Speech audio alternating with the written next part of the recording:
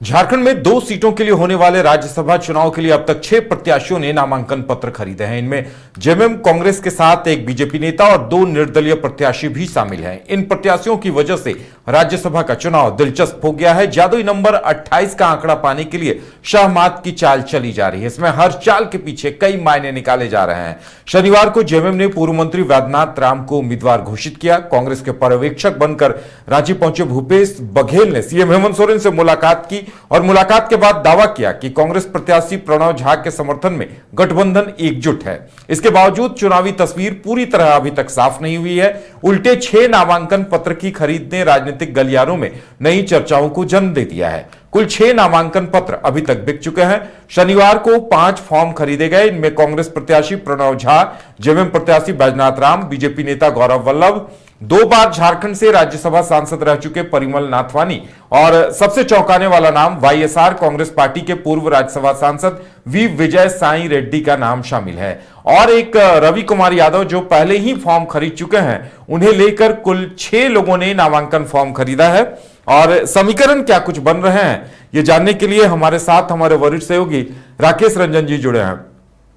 राकेश जी, जिस तरह से अभी तक 6 नामांकन पत्र खरीदने की बात सामने आई है, देखिए सबसे चौंकाने वाला नाम अंतिम में विजय साई रेड्डी उनका रहा है और वो वाईएसआर कांग्रेस के राज्यसभा सांसद रह चुके हैं। अब ये जो 6 प्रत्याशी जिन्होंने नामांकन पत्र लिया है, लगता है कि तस्वीर स्पष्ट होने में 1-2 दिनों का वक्त लगेगा अभी।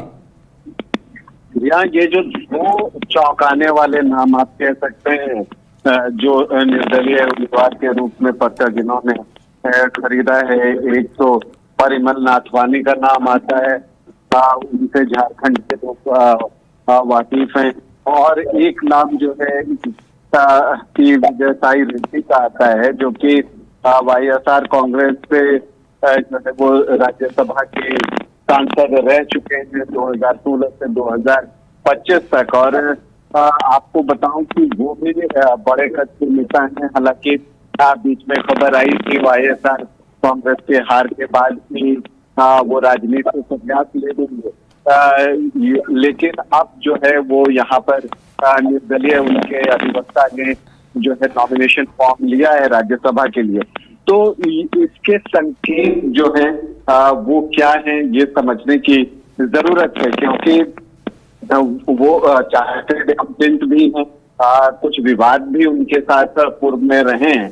तो उन सारी चीजों को देखते हुए वो फिर भी आ गए होंगे सिर्फ नॉमिनेशन लेने, ये बात आप नहीं कह सकते। मतलब ये है कि वो भी कुछ सोच कर ही आए हैं और उनकी भी बातचीत कहीं ना कहीं तो हुई होगी। और इसीलिए जो सोमवार का दिन होगा उदय, वो बेहद महत्वपूर्ण होने जा रहा है, क्योंकि प्रस्तावक के लिए 10 नाम चाहिए होंगे। तो अब जब 6 जो है प्रत्याशी हो चुके हैं, तो वैसे जो प्रस्तावक हैं वो कौन किसके होते हैं, ये देखना दिलचस्प होगा। देखिए, जेएमएम के प्रस्तावक पर किसी को कोई परेशानी नहीं होगी। उनके पास 34 विधायक हैं, तो 10 प्रस्तावक आराम से मिल जाएंगे। कांग्रेस के साथ भी यही बात है और अगर बीजेपी से भी यही बात है। लेकिन जो निर्दलीय प्रत्याशी के तौर पर पर्चा खरीदा है जिन्होंने, या जिनके अधिवक्ताओं ने पर्चा खरीदा है, उनके प्रस्तावक कौन होते हैं, उन पर निगाहें रहने वाली हैं। और चूंकि आप देखिए परिमल नाथवानी और विजय साई रेड्डी के आने से ये चुनाव जो है रोचक बन गया है। क्या ये नॉमिनेशन करते हैं, ये देखना होगा, या सिर्फ इन्होंने पर्चा लिया है, नॉमिनेशन नहीं करेंगे। और अगर कर देते हैं ये नॉमिनेशन, तो फिर जो झारखंड का राज्यसभा चुनाव है वो बेहद रोचक हो जाएगा। और फिर ऐसे में क्या होगा ये कहना बड़ा मुश्किल है झारखंड में राज्यसभा चुनाव के इतिहास को देखते हुए। तो वैसे में निगाहें होंगी, लेकिन चुनाव से पहले निगाहें इस बात पर होंगी कि विजय साई रेड्डी और परिमल नाथवानी अगर नॉमिनेशन करते हैं तो उनके प्रस्तावक जो है वो कौन बनते हैं। इन सबके बीच झारखंड में जो गठबंधन तो पार्टियां हैं, जेएमएम और कांग्रेस, दोनों से एक एक उम्मीदवार के नाम की घोषणा हो गई है। जेएमएम से दूसरा उम्मीदवार आएगा नहीं आएगा, ये जो है अभी कयास लगाने का दौर जारी है, क्योंकि जो मंत्री हैं जेएमएम के, उन्होंने मंत्री हाफिज अंसारी ने जो बातें कल कही थी, उसके बाद कई तरह के कयास लगाए जा रहे हैं। लेकिन मुझे लगता है कि अंततः कांग्रेस जेएमएम में बात बन जानी चाहिए, क्योंकि भूपेश बघेल आए, खुद उन्होंने मुख्यमंत्री हेमंत सोरेन से मुलाकात की और बातचीत के बाद उन्होंने दावा किया कि चीजें जो है शॉर्ट आउट कर ली गई हैं। लेकिन कांग्रेस के लिए अभी देखिए और भी चीजें हैं, उनको सिर्फ जेएमएम को मनाना भर काफी नहीं होगा, क्योंकि आरजेडी के भी 4 विधायक हैं और भाकपा माले के भी जो है वो 2 विधायक हैं। तो वहां पर भी कांग्रेस को बातचीत करनी होगी, क्योंकि जेएमएम तो अपने हिस्से के 28 या 29 वोट जो है वो निश्चित तौर पर अपने प्रत्याशी बैजनाथ राम के लिए रखना चाहेगा। तो ऐसे में कांग्रेस को जो सहयोगी दल हैं आरजेडी और जो भाकपा माले, उनसे डील करना होगा और उनसे जो है समर्थन की बात करनी होगी। तो अब क्या वो बातचीत होती है, उसमें भाकपा माले का क्या अप्रोच रहता है, राजद क्या कहता है, क्योंकि कल तक खबरें आ रही थी और उनके नेताओं के बयान जो मीडिया में छप रहे थे कि उसके अनुसार कि इससे अब तक किसी ने संपर्क नहीं किया है। और इन सब के बीच 2 पावरफुल निर्दलीय प्रत्याशी जो हैं वो आए हैं, परिमल नाथवानी और पी विजयसाई रेड्डी, दोनों सशक्त उम्मीदवार हैं, जिनको आप हल्के में नहीं ले सकते हैं। ऐसे नहीं आए होंगे इधर, ये कोई बातचीत करके भी आए होंगे। तो ये दोनों नॉमिनेशन करते हैं या नहीं, ये देखना होगा, क्योंकि इनको जब तक अश्योरेंस कहीं से कुछ नहीं मिलेगा ये नॉमिनेशन शायद न करें। अगर कुछ अश्योरेंस होगा तभी ये नॉमिनेशन करेंगे। तो अब इन दोनों की से झारखंड का राज्यसभा चुनाव बेहद और बेहद रोचक बन गया है। बिल्कुल, देखिए वी विजय साई रेड्डी के अगले कदम का इंतजार होगा कि वो नामांकन करते हैं तो उन्हें समर्थन किसका होगा। लेकिन झारखंड से जो रवि कुमार यादव उर्फ रवि पीटर, जो एक पहले ही फॉर्म खरीद चुके हैं, उन्हें भी लगता है खबरों में आने का शौक होगा और शायद इसी वजह से उन्होंने नामांकन पत्र लिया है।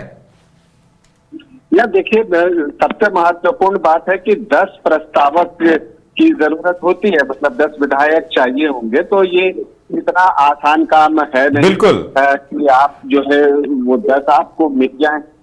तो कई बार लोग इस तरह से नॉमिनेशन कर देते हैं।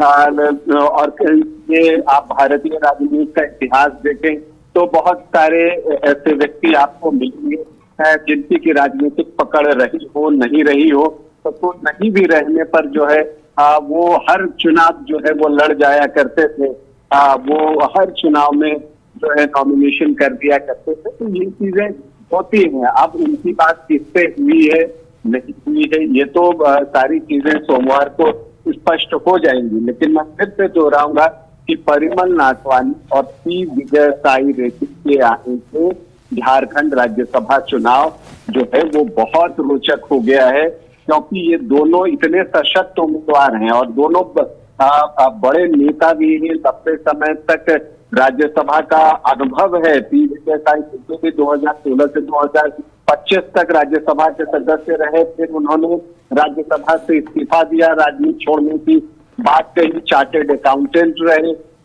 जगन मोहन रेड्डी के स्रोत रहे, राज्यसभा की उपसभापति की जो समिति बनती है, जो उपसभापति नहीं होते हैं और तब बैठते हैं, उसमें इनका नाम जो है वो रहा है। तो नेता बड़े हैं, संसदीय समिति जो फाइनेंस से जुड़े होते हैं, उन चीजों में भी जो है वाणिज्य फाइनेंस से वहां पर भी इनकी भागीदारी रही है। तो इनको आप कमतर करके नहीं आ सकते कि वो सिर्फ नॉमिनेशन करने आ गए होंगे। ये बिना कहीं पर कोई बातचीत के नहीं आएंगे और अगर इनकी बात डन नहीं होगी तो शायद नॉमिनेशन भी न करे। तो पी विजयसाई रेड्डी और परिमल नाथवानी अगर चुनावी मैदान में उतर जाते हैं कब यहाँ का चुनाव बहुत रोचक हो जाएगा उधर। चलिए, अब देखने वाली बात यह होगी कि आने वाले दिनों में प्रस्तावक किसे किसे मिलते हैं, किनका समर्थन साथ मिलता है, और 10 प्रस्तावक के साथ ही ये तस्वीर भी स्पष्ट हो जाएगी कि आखिर वो कौन विधायक हैं जो उनके साथ हैं, उनके प्रस्तावक के रूप में जुड़े हुए हैं। तो हमें भी इंतजार इस बात का रहेगा कि वी विजय रेड्डी को कौन कौन विधायक समर्थन देते हैं, परिमल नाथवानी के साथ कौन कौन आगे आते हैं। घर रहने का मकान भर नहीं, ये खुशियों की तिजोरी है। दरवाजे पर दस्तक देता पड़ोस, खिड़कियों से उमड़ आता आसमां, तारों में उलझी ऐसी ना जाने कितनी दास्तां। कहती हैं चले डायमंड सिटी, एक सफर हम सफर के साथ अपने घर तक। Diamond city, life long bonding, 500 से ज्यादा खुशहाल डायमंड परिवार। जल्दी करें, सिर्फ 200 फ्लैट बाकी। आज ही बुक करें अपना आशियाना।